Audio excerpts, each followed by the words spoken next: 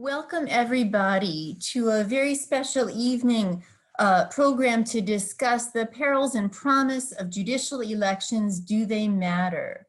My name is Juliet Sorensen. I'm the executive director of Injustice Watch, a not-for-profit, nonpartisan investigative journalism organization that conducts in-depth research exposing institutional failures that obstruct justice and equality.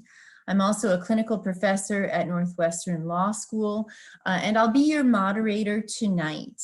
Before I introduce our truly distinguished panelists for the conversation this evening, I want to remind our attendees of a few ground rules. Please turn your mic off when you're not speaking. Members of the audience, I ask that you submit questions only via the chat. The way a Zoom webinar is set up, if you raise your hand, either using the Zoom function or try to wave it in front of your screen, I will not see it. So please only submit questions via the chat. And finally, as you all can see, our session is being recorded and the Stevenson Center will distribute this session and post it on its website after it's over. I'm delighted that Injustice Watch is co-sponsoring the evening, by the way, with the Adlai Stevenson Center on Democracy and also Common Cause Illinois. It's a pleasure to partner with those distinguished organizations.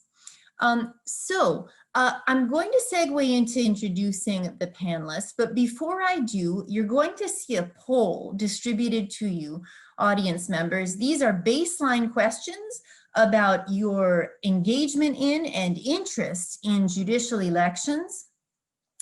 Please feel free to take a moment to look at the questions and submit the answers at your leisure. We will be sharing the results with you all before the night is over. And with that, I'm going to transition into introducing my friends and colleagues tonight. First up is Jen Dean. Jen is the tireless deputy director of Chicago Votes. She is a political strategist, sociologist, youth mentor, and community organizer. Her passion is to identify and advocate for innovative social justice initiatives such as Rest for Radicals, Parade to the Polls, and Unlock Civics.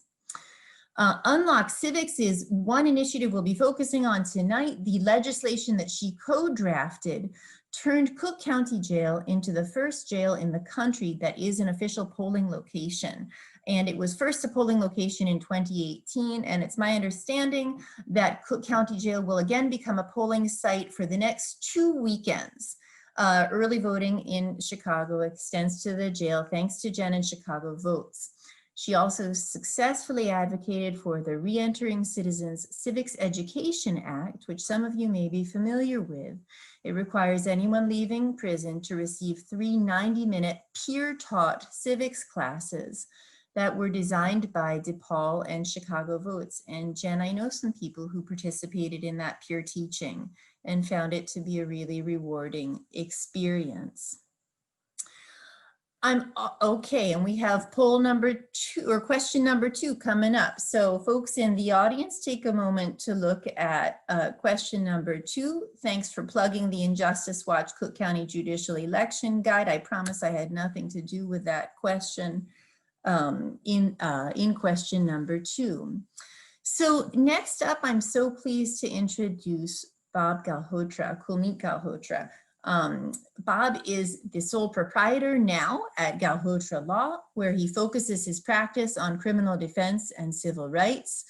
Prior to this new chapter in his legal practice, he served for nearly 3 decades as an assistant public defender in Cook County, representing the indigent accused in the Cook County criminal courts.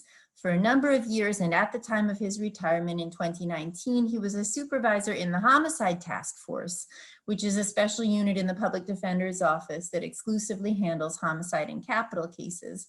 And Bob, I know that a number of my Northwestern law students had very rewarding experiences under your supervision interning in that unit.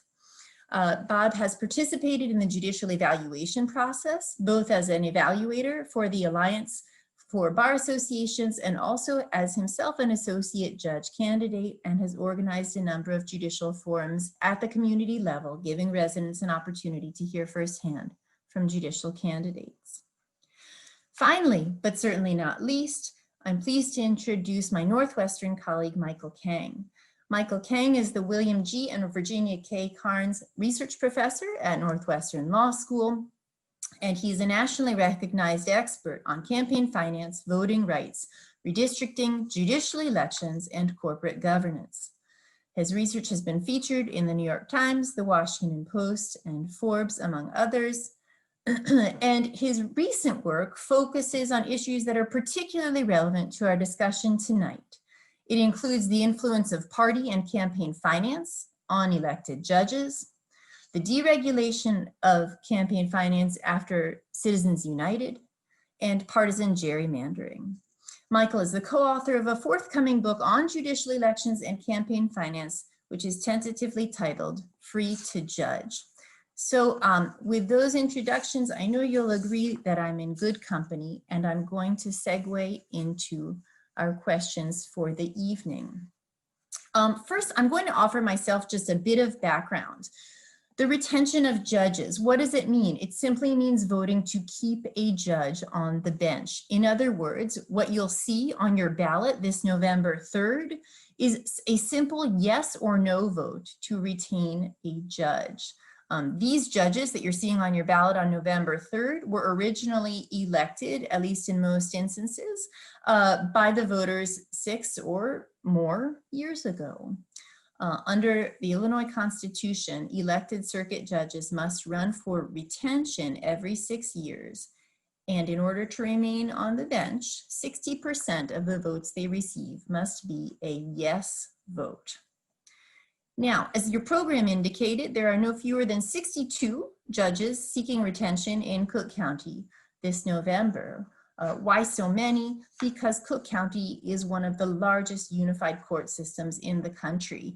And while 62 sounds like a lot, in fact, there are more than 400 judges who serve in the courts throughout the county. And of course, they hear cases involving the diverse issues that people face in their lives every day. So I want to start with a bit of historical grounding and perspective.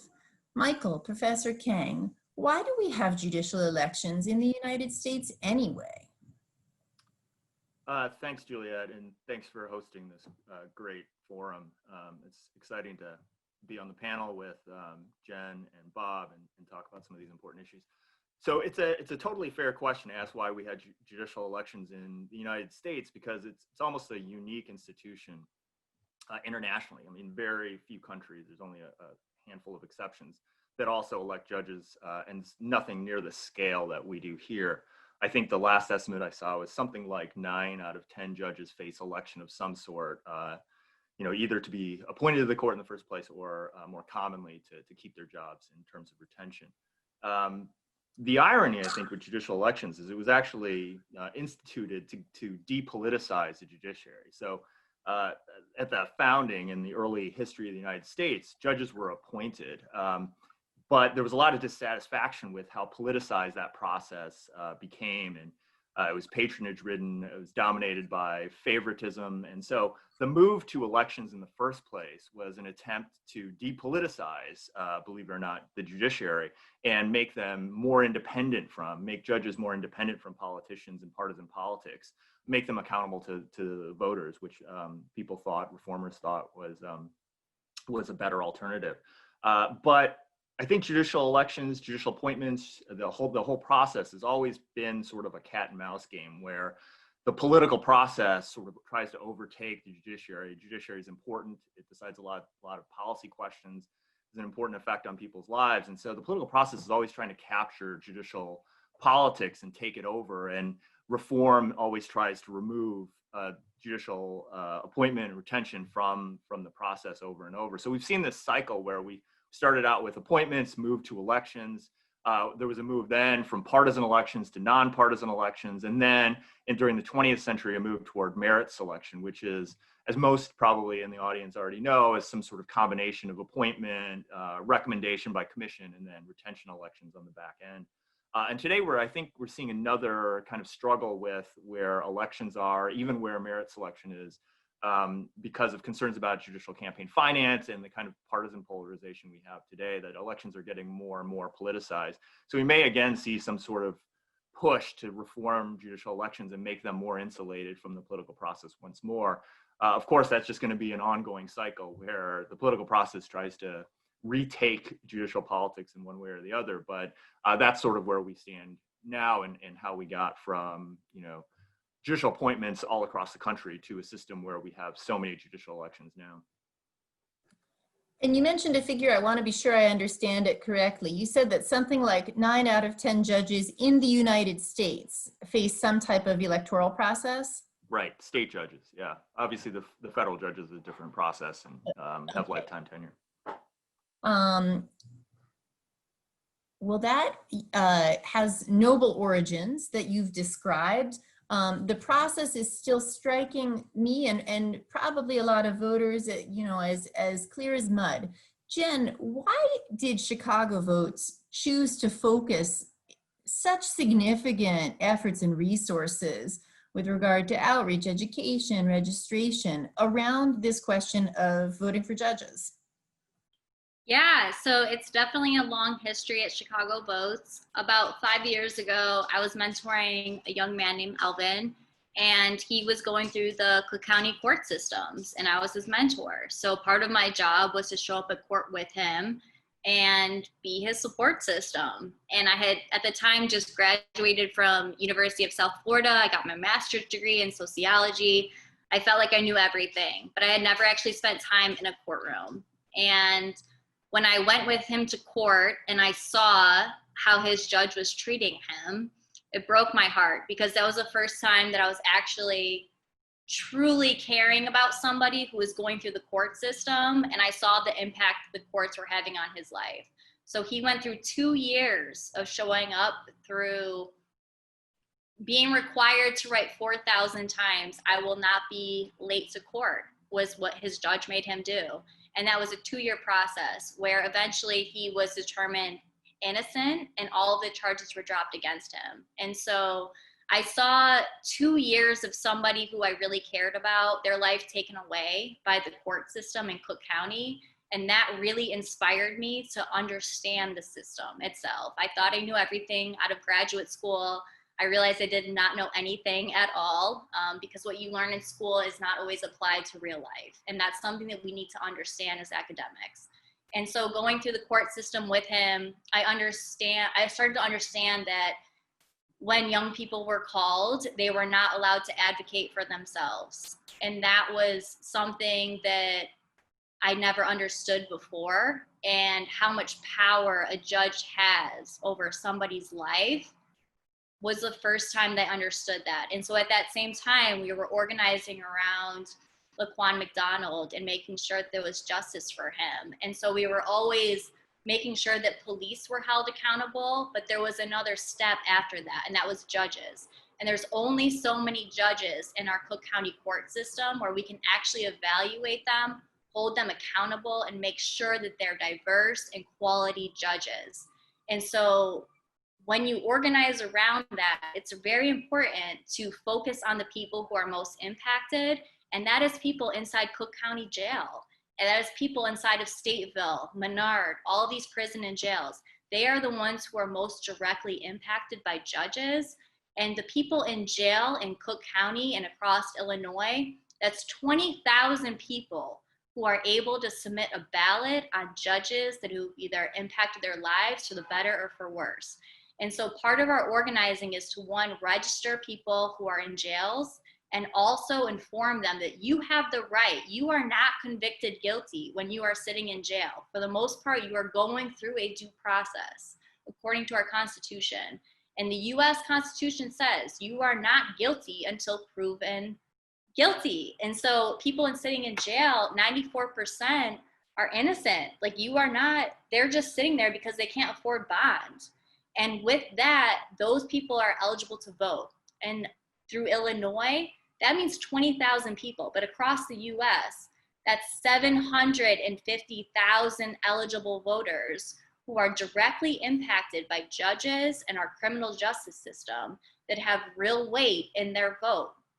So when they are able to vote for state's attorney and judges, that is hopefully going to change our system so that judges and the people most directly impacted are working together. And that is really how we got involved with all of this, is to make sure that people most directly impacted, which are people in Cook County Jail and in prisons, have the right to vote. And so we are working now to make sure that people in prison also have the right to vote. We talk a lot about Black Lives Matter, and there are a lot of progressive people who are really out there uplifting voices of people who are not heard. But those are the people who are in prison and jails, and those are the people who need to have their right to vote. So, I have to say that I was amazed at a couple of levels that in 2018, Cook County Jail became the first jail in the country with on-site voting. First, amazed because kudos to you, but frankly, I was amazed that there weren't any other jails that had the opportunity for Board of Elections to set up polling booths. Since this happened 2 years ago at the Cook County Jail, are you aware of any other jails in the United States that are offering voting to detainees? Yeah, so thank God for the Huffington Post. They actually posted an article about registering folks to vote who are incarcerated in early 2019. And since then, because they're a national newspaper, it is spread across the US. So we are working directly with 33 jails to make sure that the people who are inside are registered to vote, and also they have the logistics to back up when somebody does apply for an absentee or vote by mail ballot, that will actually get to them in the jail. So this work has spread across the country. Initiate Justice, Right to Vote. There are several groups across the country who are really adamant about making this work. And we also have several elected officials who are really on board with this. So Lieutenant Governor Juliet Stratton, she was the original sponsor of the vote by mail or voting in jail bill. And so since she has become the Lieutenant Governor, she has made sure that people across Illinois are voting while they are detained, and that sheriffs across Illinois are also aware that this is now law. So one thing that we have found through our FOIA application or FOIA process is that a lot of the jails downstate are not actually implementing SB 2090. They're saying, well, some people want to vote, but we're working with them and doing it. No. 2020 was the first year that SB 2090 was implemented, meaning anybody who is in pretrial detention has the right to vote, and they need to be given that opportunity. And we've really worked downstate with all the sheriffs to make sure that that happens. So it's been quite the ride. Yeah, I can imagine. So Bob, as somebody who has practiced in the heart of the Cook County court system for 3 decades, what is your view? What do you experience day to day in terms of the, that accountability that Michael described was the original intention, that Jen describes as the goal of Chicago Votes? What is your view of the role that voters actually play in selecting judges? Well, it's a role that's becoming larger and larger as each election comes, comes forward, as I've seen. For many, many years, the retention ballot was, just sort of maybe a mystery to people. I don't think there was any real investigation into who should be retained, who should not be retained. I think the bar associations have been doing judicial evaluations for some time, but that information and it didn't get out to the voters. It didn't really make it to the general public. But there's been greater strides that have been taken recently. Obviously, Injustice Watch has played a vital role in that regard. But let's not forget the editorial boards of the major newspapers that get involved in this process, and bar associations, and then also various political organizations. So you have a host of sources that provide information and recommendations as to which judges should be retained and not retained. And it's incumbent on voters, I think, as responsible citizens, to take an interest in it because, as Jen was telling us, once somebody gets affected by the criminal justice system or just the legal system in general, it may not even be a criminal case. It could even be a civil case, or one could be a complaining witness and not be a detainee, and it still would affect them. So it's incumbent on voters to become informed about who the candidates are for retention, as well as which candidates are running for judge. And to some extent, I think the voters' role is even more important well, perhaps equally important in primary election time in Cook County, because that's when the real Democratic that's when the real voting takes place as to who's going to be usually the uncontested candidate come November. And there's, I think, over 20 judicial races right now where there's no contest. They're the only person you can vote for. There's no opposition. But the retention vote is very important. It's really the only meaningful way that the citizens have to either give their stamp of approval to a judge or to say, no, this judge is not somebody that we want to have sitting.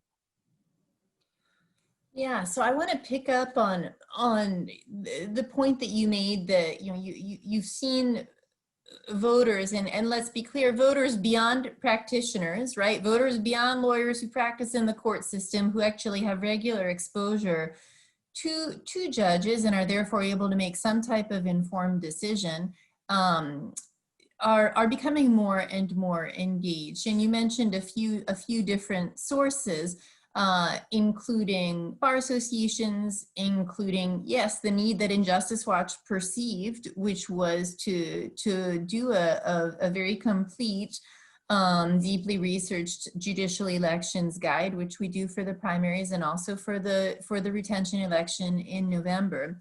But you also mentioned the role of the party. And so I have to circle back to that, because it's been in the headlines lately, and historically it played an outsized role.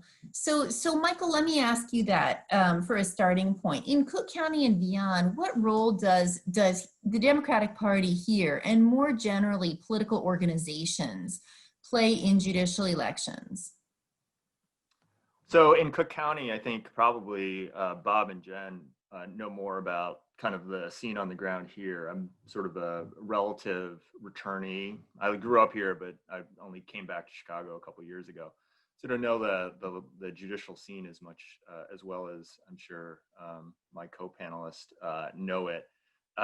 Parties are kind of generally speaking. So what we do is my co-author, Joanna Shepard, and I, we study state Supreme Courts, which are generally elected in some sense, either merit selection or partisan or nonpartisan elections. And parties are playing an increasing role in candidate recruitment, supporting candidates in terms of campaign finance and other sorts of resources. And that's really up the ante in state Supreme Court elections. You're seeing a lot more money spent, a lot more party involvement, a lot more party support and opposition to judicial candidates at the state Supreme Court level.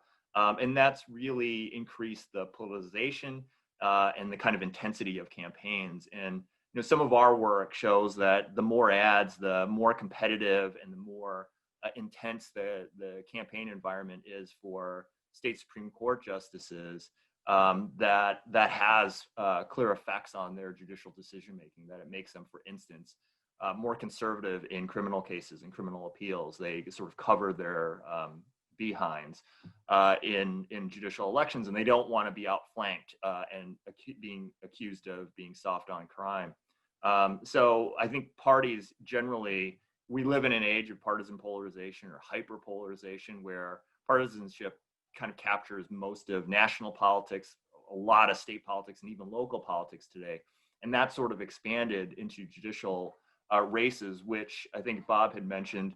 Generally, we have this quote that we always use in our research, and we say something like, quoting some historian of judicial elections, that judicial races had always been a sleepy affair, you know, for a long time. That is, voters weren't that interested in them. Incumbents tended to get reelected pretty routinely.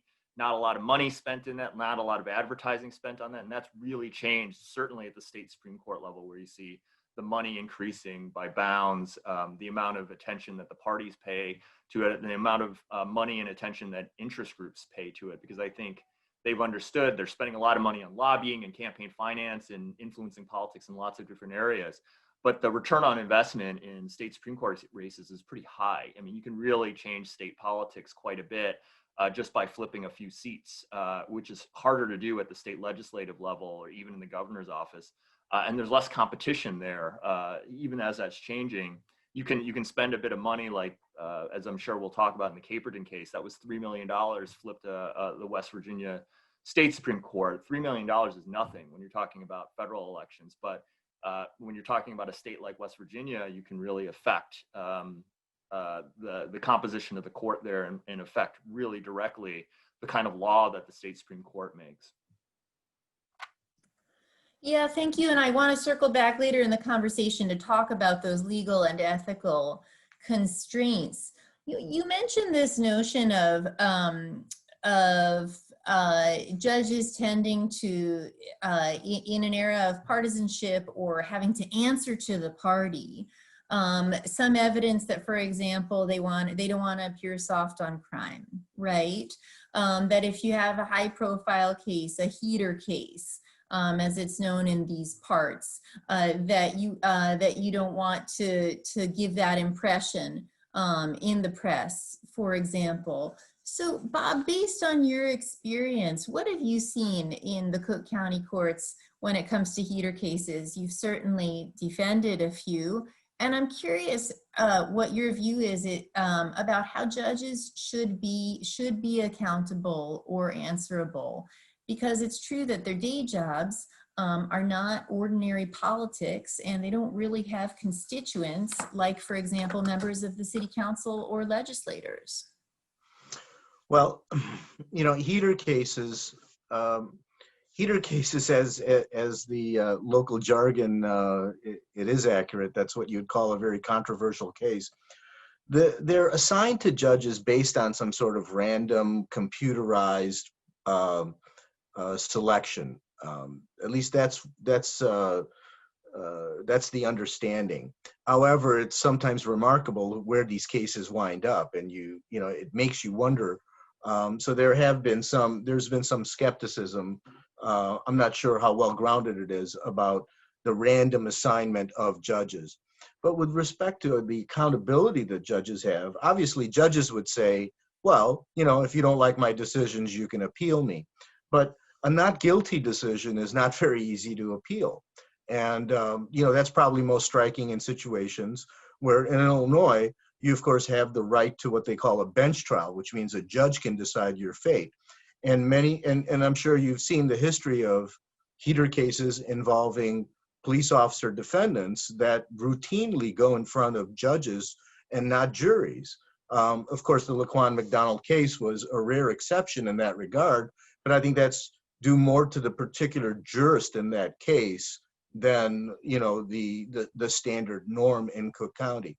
So yeah, you know, you may have a decision in a bench trial that a judge enters of a not guilty, for example, in a case involving some serious police misconduct. And so how does the electorate hold this individual accountable? Well, the retention ballot, I suppose, is the prime manner in which the citizenry can hold a judge accountable in that regard.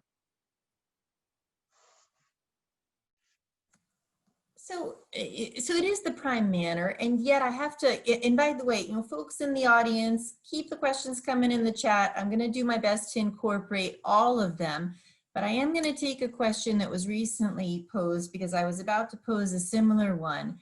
And Jen, this is for you. So, you know, Bob has described high-profile cases. To what extent can this translate into accountability at the polls? Harvey Margolis asks, in national highly publicized elections, there are roughly only 50% of registered voters who vote.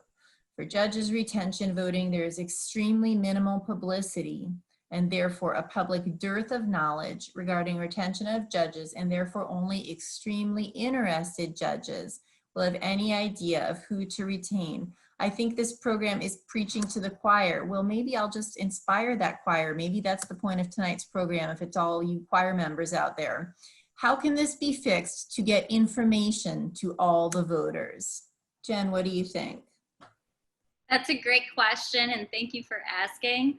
So I think, you know, 3-4 years ago, when I first proposed the idea to do a judicial voter guide for Chicago votes, a lot of folks were saying, don't do it. The judges are going to come after you. If you ever are in court one day, you're going to get screwed, all this stuff. Don't hold judges accountable. But what I've realized over the years is working with Injustice Watch, Appleseed, specifically Malcolm from Appleseed, it is so important to hold them accountable through our judicial voter guides. So a lot of really expert people go in and they evaluate judges. They have summaries available for normal people who are not lawyers, who don't understand the court systems. The judicial voter guides are extremely important. So watching the Injustice Watch voter guide, seeing the extensive research that is done on that is extremely important. We are all, for the most part, voting from home, from vote by mail, or dropping off our ballots. So that gives us time to research the candidates who are on there and to actually start voting no and yes for specific people. That was unheard of 5 years ago. This is a new movement, and it is extremely important that we start holding our judges accountable and we individualize them, not just on Democratic or Republican Party, but actually holding them accountable based on their past actions. And that is new for 2020, and I'm really excited for that.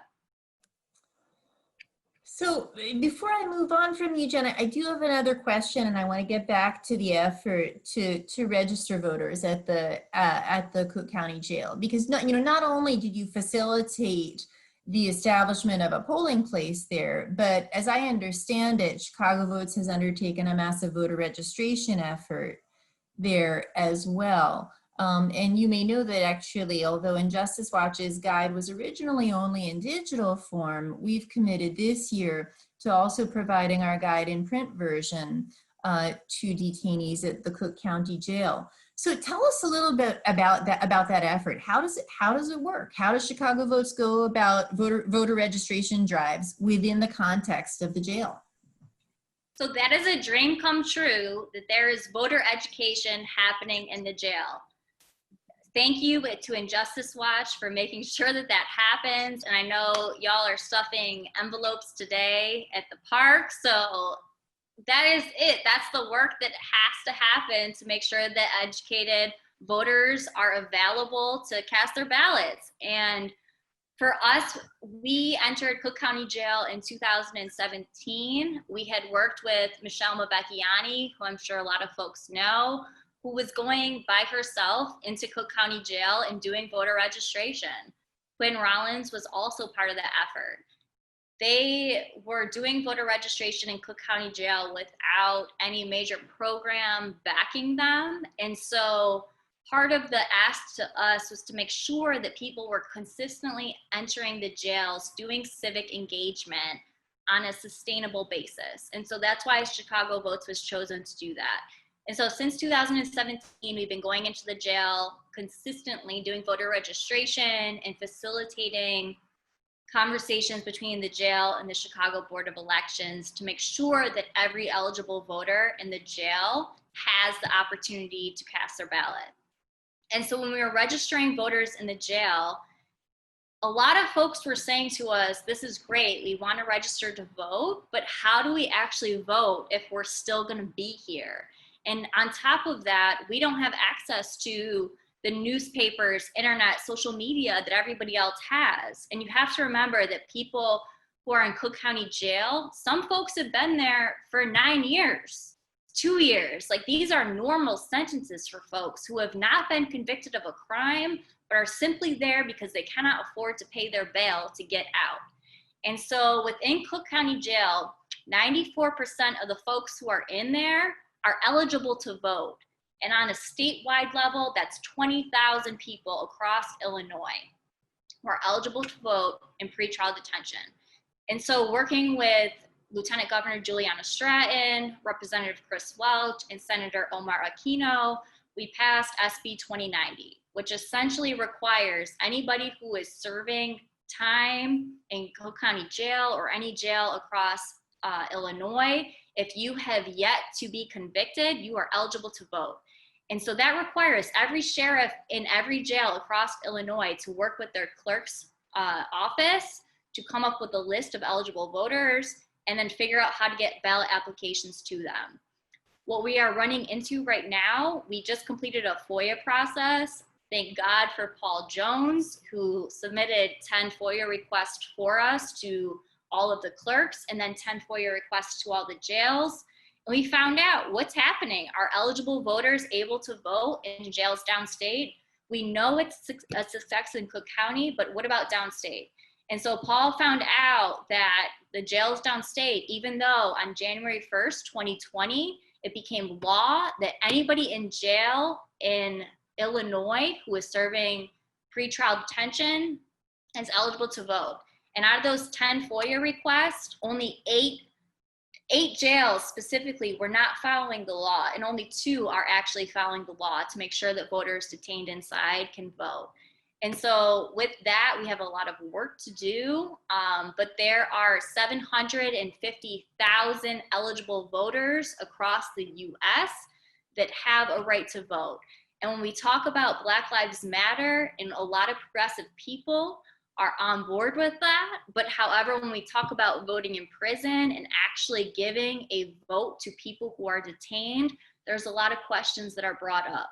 So that is what leads us to the legislation that we are currently working on.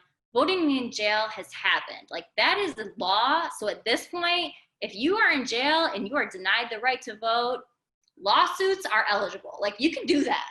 But voting in prison is the next step. And when we say that we care about Black voices and that we actually want to validate them, that means voting in prison. Those are the people who are most directly impacted by our criminal justice system. And those are the folks who need to be voting for judges, because they are the ones who are getting sentenced and or giving a second chance and or creating our courts to be safety nets.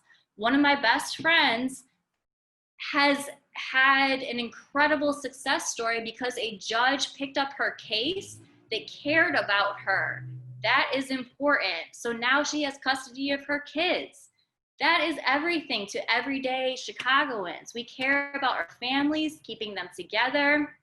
That is extremely important. So setting model behavior with judges who can become a safety net for our community to help them with domestic violence disputes, to help them when it comes to police brutality.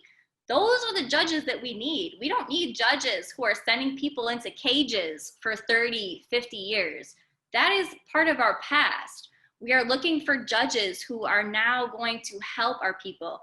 Judge Loza specifically helped my best friend to make sure that she has her kids and is living in Chicago and is doing great now. So there are judges who can change people's lives for the better, or there are judges who can change people's lives for the worse.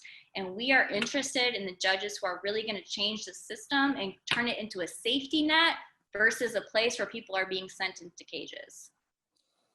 Well, thank you for sharing that. I really think that you can make a strong argument that the #1 reason to have judicial elections is because judges have such a profound impact on individual lives. And your friend's situation illustrates that perfectly. But when we have heightened engagement and interest and publicity and guides, we also have a heightened response by those judges seeking retention or seeking office. And so I want to segue into questions around those ethical issues because I'm asked them a lot and because Michael really is the expert on this. So Michael, here in Cook County, there is a single committee for the retention of judges that raises money for the campaigns of every judge currently seeking retention in 2020. That seems odd. That seems unwieldy when you think of a typical candidate, again, for another elected office, say state legislature. You don't have one single campaign committee raising money and managing the campaigns of every single candidate for the state legislature. So can you explain that to us and talk a little more generally about the legal and ethical constraints involved in fundraising and campaigning for judicial elections? Yeah, so I know mostly about state Supreme Court races rather than so much about Cook County, but there's less difference between judicial campaign finance, judicial rules about campaigning, and other elections than you might guess. There are differences, but I think a theory about judicial elections is that there is some similarity among these offices. And if you talk to political scientists, they think that judgeships aren't really different than running for other types of offices at all. And so partisan elections with full campaign finance and all of that stuff seems to make sense to them a lot. I think the lawyer's view is that judges are different and they serve less of a representative role of executing their constituents' policy preferences, but instead playing some sort of counter-majoritarian role and trying to be impartial rather than do what you want to do to get reelected and instead think about impartial justice. The rules in terms of campaigning in a lot of states aren't really that different. So sometimes you have different disclosure rules, you have different campaign finance restrictions. You have some very specific rules like ones that you saw in Williams v. Lee, where judges aren't allowed to ask personally for campaign finance donations. They can have their committee do it. So it doesn't really affect their fundraising so much, but it maybe mitigates some of the pressure that lawyers feel to give if a judge asks them. Let me just stop you there for just 1 second. So Williams v. Lee was a Supreme Court case involving an individual who was in a judicial election in Florida. Is that right? Yeah. Yeah. And what got her in trouble in the first place? Well, she was asking donors for money in violation of the rule. And so she challenged that on First Amendment grounds. And certainly a rule like that, if you applied that to gubernatorial candidates, would be unconstitutional without question, right? It'd be a restriction on their First Amendment activity in campaign finance. But the Supreme Court does treat judges as different, judicial candidates differently than other types of candidates. And that's why in Williams v. Lee, that rule in Florida is upheld, and it wouldn't be for other types of offices. And I think another case, a recent Supreme Court case, relatively recent Supreme Court case is Caperton, where a campaign donor spent about $3 million in independent expenditures to get an incumbent judge removed and replaced with someone who he thought would be more favorable to his interests. He happened to have a $50 million jury verdict that was going to go up to appeal before that Supreme Court, the West Virginia Supreme Court. And indeed, that candidate who ended up seated on the state Supreme Court ends up being the decisive vote in overturning that jury verdict. So that was extremely well-placed and well-spent money for Don Blankenship in that case. And when that went up to the Supreme Court, the question was whether the candidate who won with the $3 million spent on his behalf by Blankenship, whether that candidate was required by due process to recuse. And it was very unexpected, but the Supreme Court held that he should have recused. It was there was a serious risk of actual bias in that case. Now, that case is a bit of an outlier. I don't know that states have known exactly what to do with the rule that comes out of Caperton. But it's certainly the kind of case that you wouldn't expect with respect to other types of candidates. So the court has fairly consistently treated judicial elections and judicial candidates and judges as different than other types of candidates. But in terms of actual policy, the rules aren't dramatically different. There are rules. Judicial candidates, aren't supposed to talk about how they would decide a specific case. That obviously doesn't apply to presidential candidates or gubernatorial candidates. They often are asked about how they would vote or decide certain issues, and they're very comfortable, in a lot of cases at least, committing themselves to certain positions, and voters expect that, and there's no restriction on that. That would be constitutional under the First Amendment. Judges are a little bit different. So the rules are different, but they're not as dramatically different as we might expect, or maybe for some people as different as they might hope. Yeah, although I'll tell you once again that makes it challenging from the perspective of the voter, right? And, Jen just described the desire to know how a judge is going to rule, maybe not in Bob's case or Mary's case, but certainly a little more than vague articulations of philosophy, which is about all we get from judges, not to mention people seeking Senate confirmation. But that's not the topic of tonight. So, bearing these ethical constraints in mind, Bob, I want your perspective on this. So it's correct that judges cannot personally solicit campaign contributions. Instead, they have a committee. Yes. The committee is sharing, oh, sorry, I'm just distracted by the poll results, which I'm going to revert to in 1 second. The committee is raising money for judges seeking retention because like any campaign, it's expensive, although as Michael pointed out, certainly less expensive cases. But in your view, is that a difference without a distinction? You're practicing in the Cook County courts and you're solicited for donations by a committee. You know full well who's running for retention. To your mind, does it pass the smell test?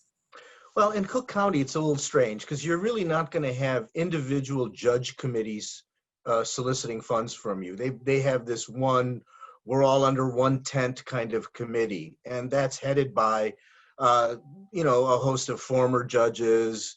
I don't think current judges, but former judges and what you would call perhaps leaders in the legal community, members of very large PI firms. They're the ones that are, on the lawyers committee for retention of judges, et cetera, et cetera. And, they, if you'll go to the finance websites, if you go to the Illinois State Board of Elections and take a look at the committee and who's making campaign contributions, many large firms with partners are individually making $5,000 donations. They're not going to expect the assistant public defender assigned to Judge XYZ at 26th Street at the Layton Courthouse to be making any kind of contribution like that. However, I believe that some of the main players in the legal system, if you will, are very interested in making sure that their presence is known. And it's very similar, I think, in terms of other political offices where you have big contributions and you expect at least the courtesy of somebody will pick up your phone call or pick up the phone when you call, or that you'll get a return phone call perhaps. And it may not affect particularly a case that they're litigating in front of a particular judge, but it of course has influence as to who may be appointed to a certain committee that the court will form, to look into the pattern jury instructions, for example. Well, this is a very notable lawyer. I know this lawyer. I'm going to appoint this lawyer. That kind of thing. So it does give them some currency in that regard. So it's not a patronage network in the sense of the Cook County Democratic Party, but it is a professional network that is leveraged the way professional networks are. Yes, and of course during the pandemic it's a little different, but the fundraiser that the committee to retain all the circuit court judges, it's quite a party that they throw, and it's probably the best attended function by lawyers that I'm aware of in Cook County. Of course, it's I think via Zoom this year. If it's via Zoom, then it's not much of a party. Although I hope everybody's having a good time tonight. Juliet, could I add something? Yeah, please. So, I think one thing that runs through a lot of this conversation is that judicial elections are really, really weird. They're a weird institution because on the one hand, we're running elections that in lots of ways resemble elections for other types of office, but at the same time, we still maintain that the office is fundamentally different in ways that are deeply in tension with the way we run elections. And so there's sometimes dissatisfaction in certain veins that suggest that really judicial elections ought to be more like other types of elections. The question before, why aren't voters more informed about judicial elections? Well, people are pretty well informed about the presidential election, but to make voters as interested and as informed about judicial elections as they would be about the presidential election, you'd have to fundamentally change the way judicial elections are structured and the campaign finance around them in ways that you might not like. And at the same time, we want to insulate judges because we think of judges as different in lots of ways, but yet judicial elections are extremely popular with the public. So people want judicial elections of some sort and to have some sort of oversight. So there's always this kind of tension with judicial elections where we both want to make them more political and less political at the same time. There's this weird ambivalence that we as a polity haven't resolved because they present this tension that's hard to get around. I mean, there are people who are committed to one view or the other, but as a polity, we've got this kind of hybrid institution where it's hard to make it purely, a kind of democratic participatory experience without compromising to some degree, on the other hand, the kind of political insulation and judicial independence that we also think we need. Yeah, thank you. I mean, that's the question, right? Is it fitting a square peg into a round hole? Can we actually, can we soften the edges and make it fit any better? I think your point is interesting that the concept of judicial elections are extremely popular, and that there would be an outcry if they were done away with, and yet there is this relative lack of engagement with them, less so in recent years. And we've gotten a couple of questions from the audience about merit-based selection within the state court system. And so, Bob, I want to actually pose this one to you, because I mentioned when I was introducing you earlier that you yourself had been under consideration to become an associate judge. Can you briefly describe the system of associate judges in Cook County and the thinking behind that and whether it's lived up to its promise? Well, yes, the Illinois Supreme Court rules allow that when there's 5 vacancies for associate judges in a particular county over a certain size, that the chief judge can then form a selection committee. And so Tim Evans, the chief judge, forms a selection committee, which consists primarily of presiding judges at various courthouses. And what they do is they go through each application that is filed by candidates who are seeking an associate judge position. Associate judges are like full circuit judges, but they are not elected by the citizens of Cook County. They are elected by the judges that have been voted in by the citizens of Cook County. So the associate judges, they all must go through a screening process, and the screening process is conducted by the Alliance of Bar Associations, which consists of about 13, 14 different bar associations, some of them ethnic bar associations, some of them, the Women's Bar, Illinois State Bar. The Chicago Bar Association has its own process. And each of those bar associations sends a representative to evaluate the candidate. One of them usually is selected to do an investigation. That investigation goes into not only the application that's been filed, which is a very thorough application. You have to list, the last 10 trials that you've done. You have to obviously list your qualifications, things like that.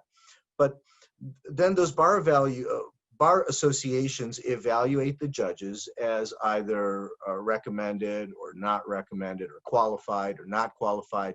Each bar association has their own evaluation rubric.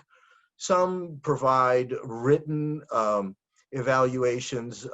Chicago Bar Association, the Chicago Council of Lawyers usually has at least maybe 2 paragraphs describing a particular judge and what the investigation has revealed, whereas other bar associations will just give you a Q or NQ.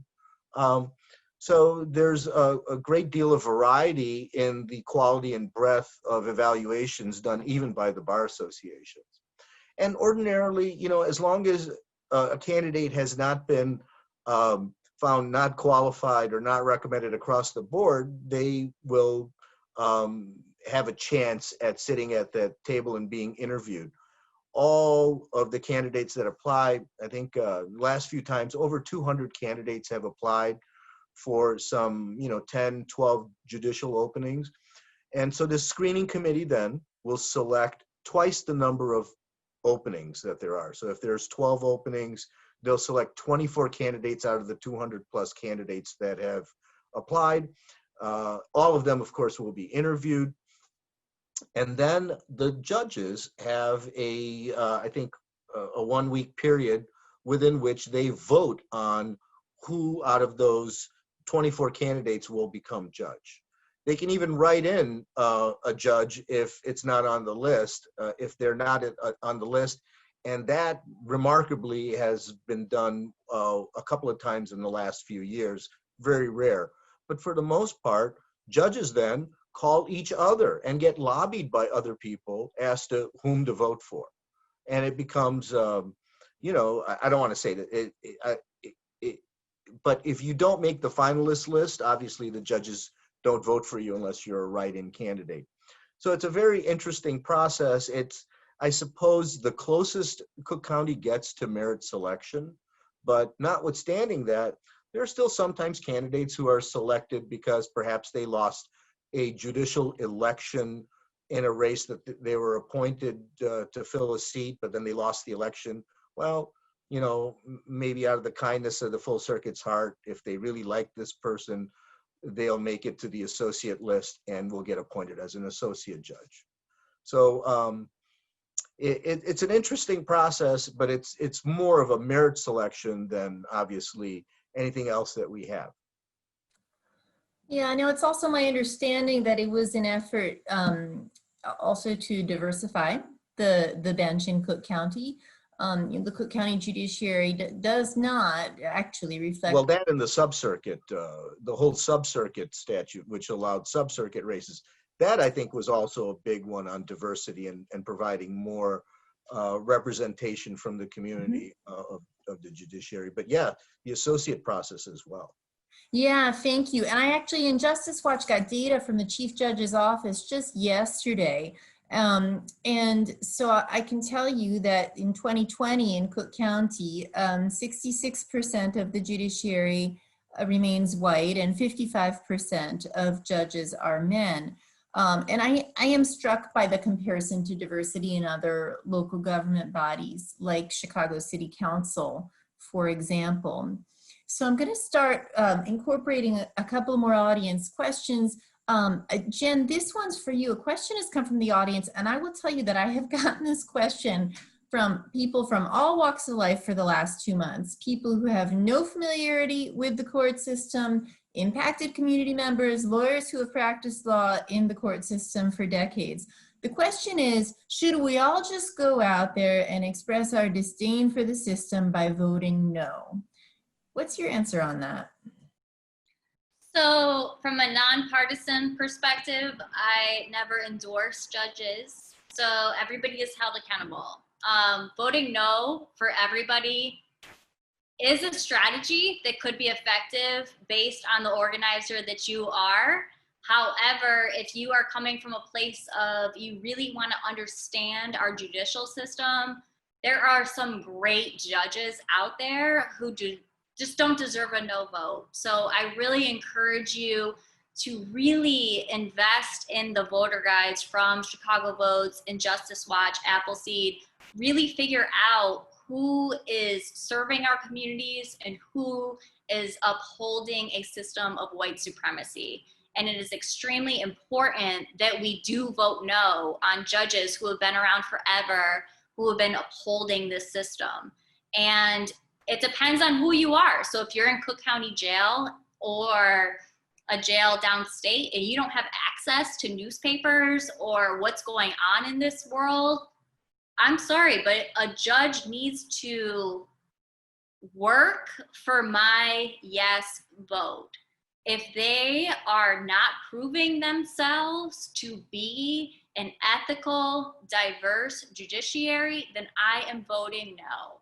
And I think that that is extremely powerful to spread across Cook County. If judges have not earned your respect, then vote no. Because these are the same judges who have been in power for the past 50 years. And we know what 1950 America looks like, and we absolutely need to change at this point. We cannot uphold these systems of white supremacy and just sentencing everybody guilty. Cook County court system has a reputation for being a processing center at this point, where everybody is just getting sent into cages, and we cannot do that. We deserve better, and I fully believe that by the judicial evaluations and the research from Injustice Watch and the other organizations who are really going into the history of judges, we can absolutely have a judiciary that is a safety net and not just something that is punishing people. Well, let me speak to a couple of points there. First, I will tell you that the Injustice Watch staff is asked all the time if we have a version of our guide for counties beyond Cook County. Unfortunately, the answer is no. It's a very resource-intensive process to put together the guide for Cook County. Truthfully, beyond Cook County, the resources are very scant. The Illinois State Bar Association does evaluations that are statewide, and you can search those county by county. But it's my hope that something like the Injustice Watch guide is scalable and replicable elsewhere. So I think it's time for me to share a few of the poll results. And by the way, folks, you participated in this poll anonymously, so no names attached to your answers. But I want to let you know that in answer to the question, have you ever left some or all of the judicial election portion of your ballot blank? 56% of you replied yes. And candidly, I'm in that group, although I didn't participate in the poll, because who among us hasn't gone to the voting booth, looked at a set of names, and simply said, I don't know enough to say, right? And this is a phenomenon that we see in so-called down ballot races. Many are simply not voted on at all. The next question, have you ever voted for a judicial candidate based on their gender alone? 31%, nearly 1/3, responded yes. Have you ever voted for a candidate based on their name alone? 28% responded yes. And we actually do know in Cook County there is evidence that candidates whose names sound both female and Irish tend to do well at the polls. I'm not going to speculate as to why, but we do know that that's the case. And indeed, judicial candidates know that that's the case because there have been multiple instances of people changing their names to become more Irish sounding. Maybe I'll think about becoming O. Sorensen someday. So, with that in mind, I want to pose another question from an audience member. And Michael, this one is for you. Here's the question. The Illinois Constitution allows for judicial elections to be held at a separate time from partisan elections. Wisconsin follows such a procedure for its state Supreme Court elections. The problem would probably be lack of turnout. On the other hand, the entire focus of the media and the voters would be on judges. Should Illinois hold its judicial elections at a separate time than elections for president, Senate, Congress, etc.? Professor Kang. I think it probably doesn't make too much difference, to be honest with you. So in our work, when we looked at campaign finance, we actually looked at this for state Supreme Courts and tried to figure out whether there was a difference for states where they held elections in off years or at different times, and we found really very little difference. What you see is that there's more money spent if you're in a presidential election year and you're aligned with all the other offices, because the judicial elections kind of get tied into those. So there's more money spent. But the truth is, as I said earlier, you could be kind of ambivalent about that. On the one hand, when there's more money spent, people know more about those elections. And so there's more publicity, the candidates are better known, the more politicized they are. I mean, the one byproduct of that is people actually know more about the candidates. They have a stronger opinion about the candidates. They have a better idea, frankly, where the candidates stand in competitive state Supreme Court races. So I think there's ways in which, if you align judicial races with the other elections. You get some good, but you get some bad. There's more money spent, and so you might think that that's bad.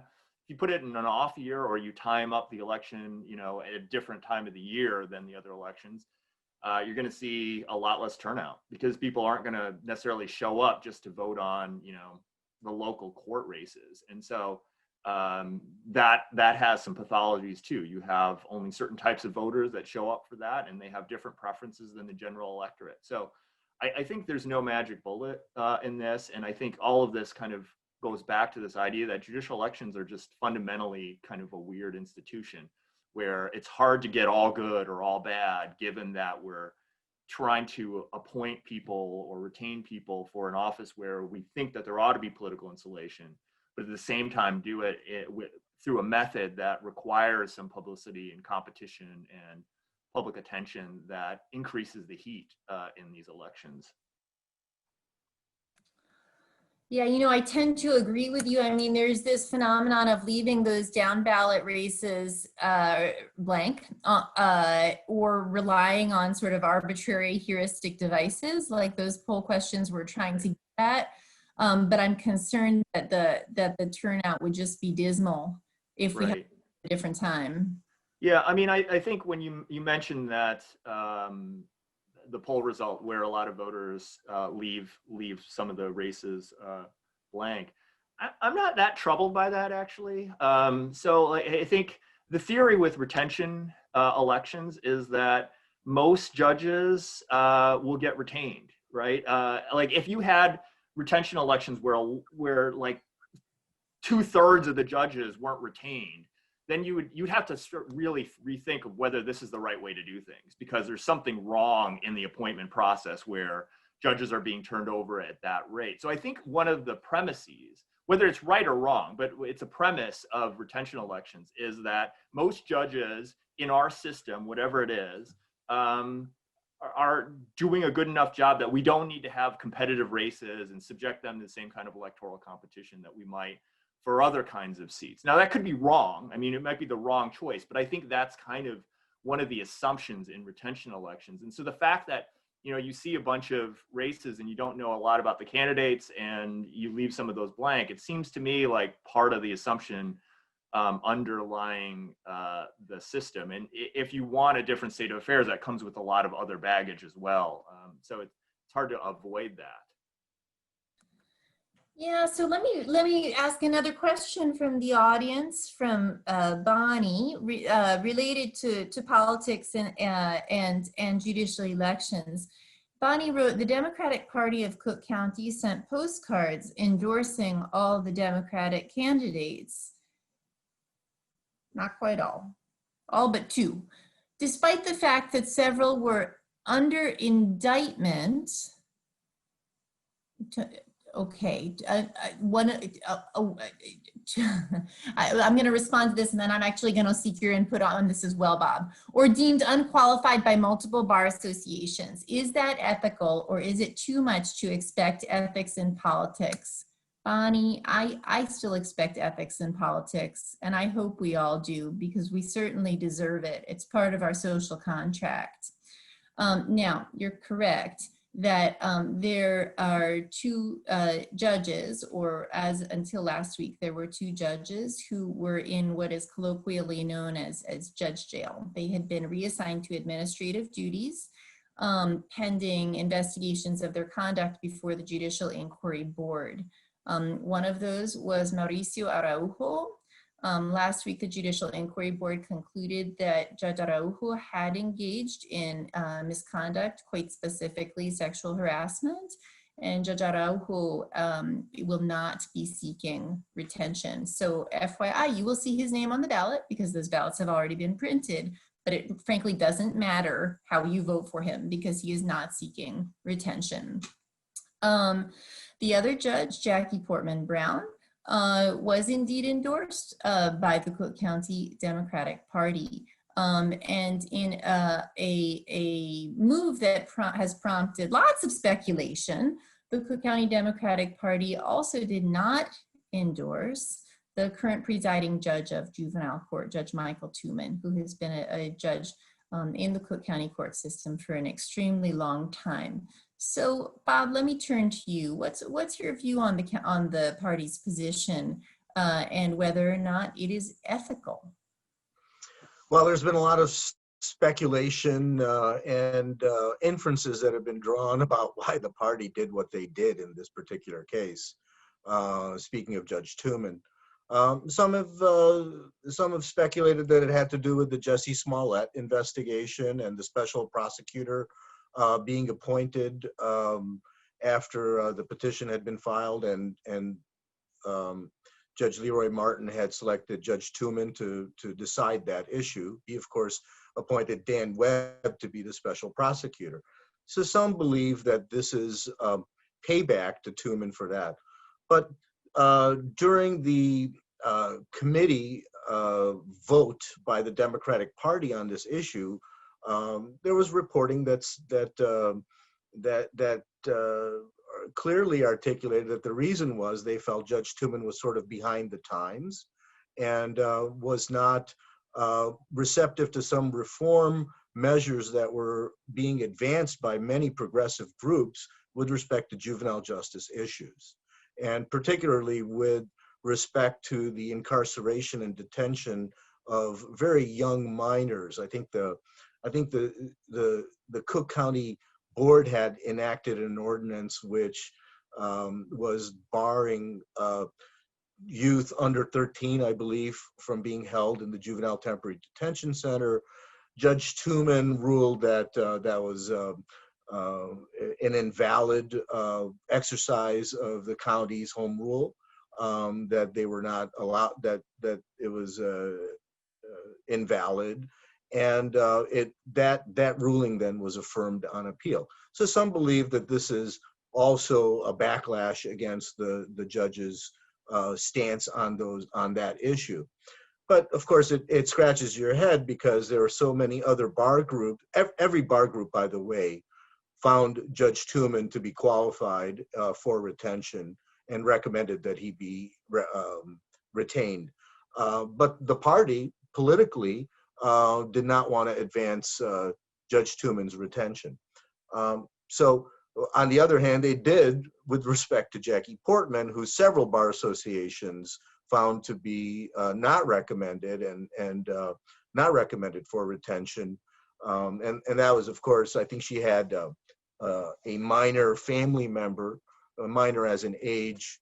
I guess she was trying to do a scared straight thing or something. And there's videotape footage of the child being placed in an empty lockup at the Layton courthouse. And perhaps, just didn't appreciate how wrong that would be perceived by most people. That's not a good thing.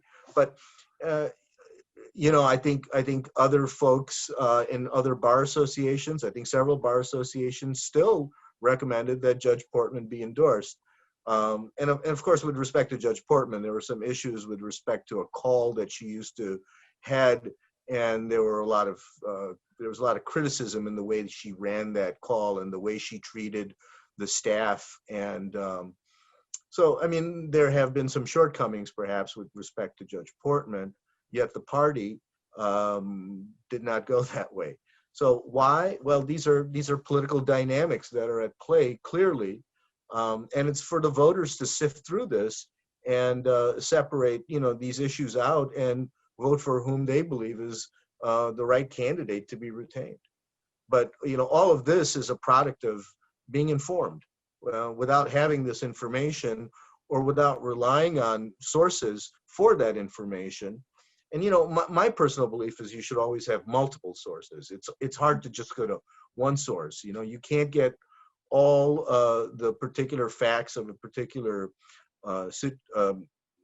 situation, issue, just from one source. It's not the way to get a well-informed database on how you're going to exercise your decision.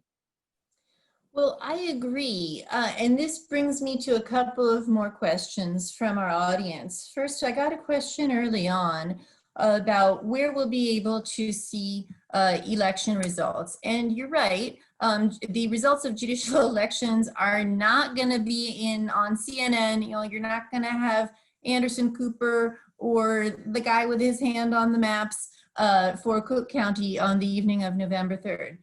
But I'm happy to tell you that in Justice Watch, we'll be sharing all the results of judicial elections, and we are not able to share them live. It is actually, it is frankly a lower priority race in terms of counting and announcing the ballots, but we will be sharing them as soon as possible on November 4th. So please look for that breaking information about the results to the audience member who posed that question.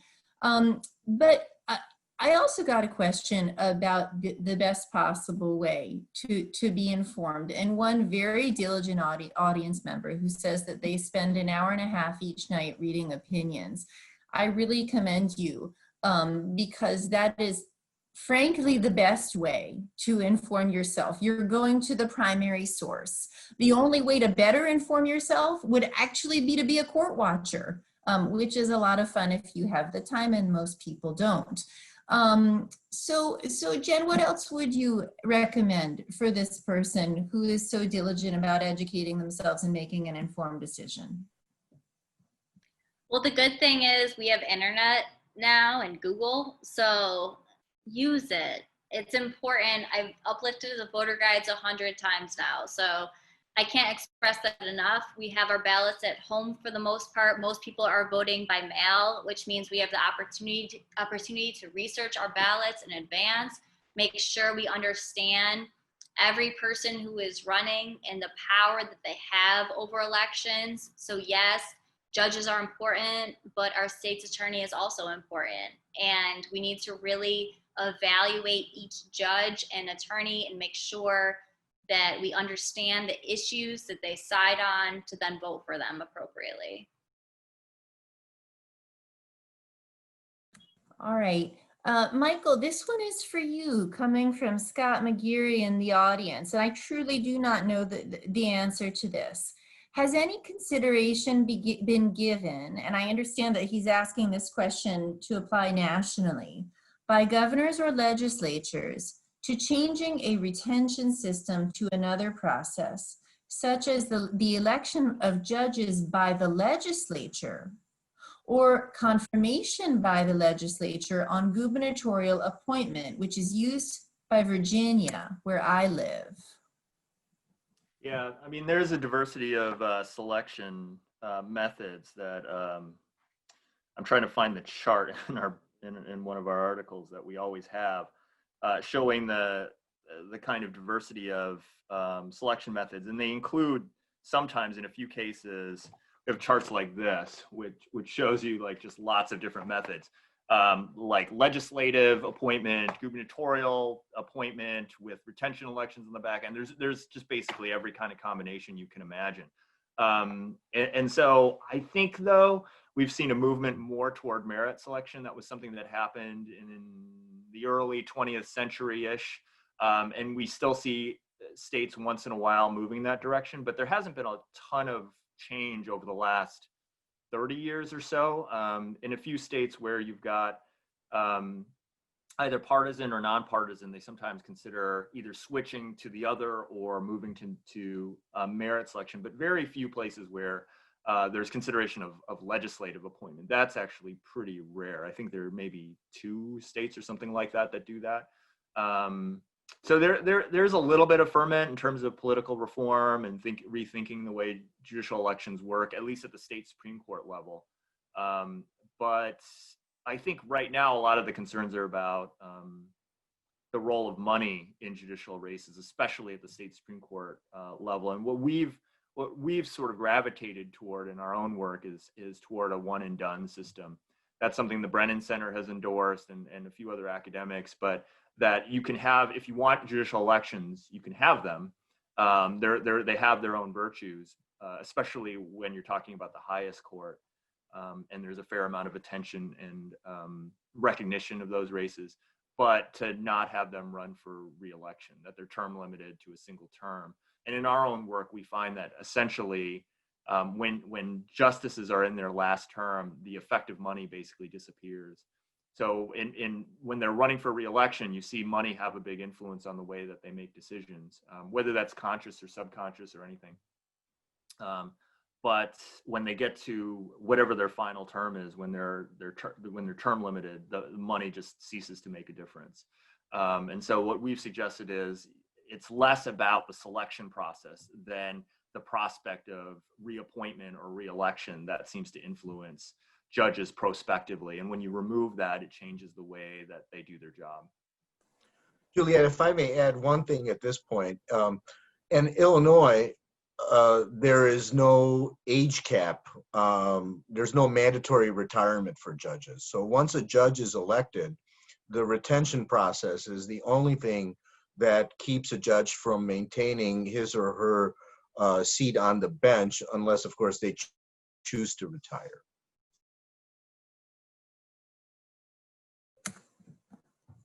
What's your view on that? A lot of law firms have mandatory retirement for partners. Is there something to be said for a mandatory retirement age, assuming that it would survive? Well, I mean, you know, it's a very, there's obviously both sides to it, right? Nobody I know would be arguing for mandatory retirement for somebody like, you know, Justice Ginsburg before she passed, right? She was well into her 80s and everybody wanted her to hang in there as long as possible. Nobody dreamed of saying, my God, she's over 80. Why is she still on the bench? So, and of course, she was very lucid all the way till the end. She was, you know, I listened to a few of those arguments she listened to on, you know, the audio Supreme Court oral arguments, and she was always very sharp. So I don't know if there's necessarily a line where, okay, after this age, this person should not be able to serve. And Illinois did have a rule like that, and it was found unconstitutional. I believe Judge William Maddox advanced that lawsuit. Yeah, and I will tell you a variation on that could be term limits, right? Term limits have nothing to do with age. And there are some states that have term limits for elected judges, specifically at the Supreme Court level. So, Michael, I just want to circle back to one more question about funding. Judicial races tend to see self-funders. Other races do too, of course. But it's my understanding that in part because of the constraints on fundraising around judicial elections, that judicial races tend to see more self-funders. We had a contested race for a vacancy on the Illinois Supreme Court here in the 1st District back in March. There were a number of candidates and a couple of those had pretty deep pockets. Can you speak to that phenomenon and the effect that it might have on judicial elections? Yeah, I mean, I think, again, you can see that in 2 different ways. I mean, the reasoning of the Supreme Court and campaign finance law more generally is that self-funding doesn't present worries about corruption. You know, if you're spending your own money, you're not beholden to anyone else. I think Donald Trump made a similar argument. Ross Perot's made this argument. So lots of wealthy candidates make this argument that spending my own money. It's so I'm my not understanding that our governor has spent a lot of his own money improvements to the Capitol. Right. And sort of the one before him. Right. And so you could view that as good because it doesn't present these kinds of corruption risks, but obviously it's a kind of selection, it's a selection filter in terms of who can be successful as candidates, not just who decides to run, but who's successful ultimately. It's a problem that is not really specific to the judiciary. I mean, if you look at the Senate, it's a Senate of multimillionaires now, the US Senate, and it's because the restrictions on fundraising are lower for them. They can always loan themselves money or spend their own money, and that's a huge advantage. So I think it's a problem for all kinds of candidates, and you know, one could have different views about it depending on what you're focused on. And I think that's one of the challenges with reforming judicial selection is, you know, what you decide you want to change really depends on what you're most concerned about, whether it's accountability or whether it's competence or whether it's the role of money, the influence of parties. They all suggest slightly different kind of mechanisms and sometimes contradictory reforms. And so that's something that you have to sort out when you're thinking about how you want to change the system. So I'm mindful of our time, so I'm going to ask one more question from the audience. First, briefly, I want to thank the audience member who shared with regard to judicial elections. Election results are live on the Chicago Board of Election Commissioners website for the City of Chicago and on the Cook County Clerk's website for suburban Cook County on election night. So thanks very much. That's very helpful information. Okay, last question related to access to relevant information. An audience member, Bonnie, has asked, is there a link for opinions? So Jen, for the non-lawyers, non-law students, non-law professors in the crowd, what is the best way to be able to access a judge's opinion? I think following organizations that you trust in Chicago, especially small local organizations. So Chicago Votes has their own framework, but BYP has their own framework. Black Abolition Movement has their own. So I think it's extremely important to understand the theories behind each organization in Chicago and understand how that impacts judicial elections. So we absolutely need a new judiciary. We need people who are diverse and qualified and are compassionate for our folks. And that requires following organizations. And you can do that through social media. We are all on there every day, sending out information on every single judge that is up for election. So it is really up to you as voters to get online and to really start educating yourselves from a critical standpoint of who is up for election and why you should be voting yes or no for them. And a yes vote takes a lot of time to earn that yes vote. People need to earn it at this point. Bob, anything to add about how to access opinions? Sure. The Illinois Supreme Court has a website. Just go to that. It's just Google Illinois Supreme Court. There's a tab that says Documents. You flip that down. It's got appellate and it's got Supreme Court opinions. You can read whatever you want. Is that the question you were asking me, Julia? That's it. That's it right there. Our time is up. I'm committed to ending on time. The title of this evening's discussion was The Perils and Promise of Judicial Elections, Why They Matter. I hope this audience leaves this evening agreeing that while nobody's perfect and certainly no democratic process is perfect, they do matter. On behalf of Injustice Watch, the Stevenson Center for Democracy and Common Cause Illinois, thank you very, very much for joining us this evening. Please come follow our work, read our Judicial Voters Guide, subscribe to the various newsletters that these three organizations put out, and see you on election day, if not before, voting by mail. Have a good night, everyone. Thank you.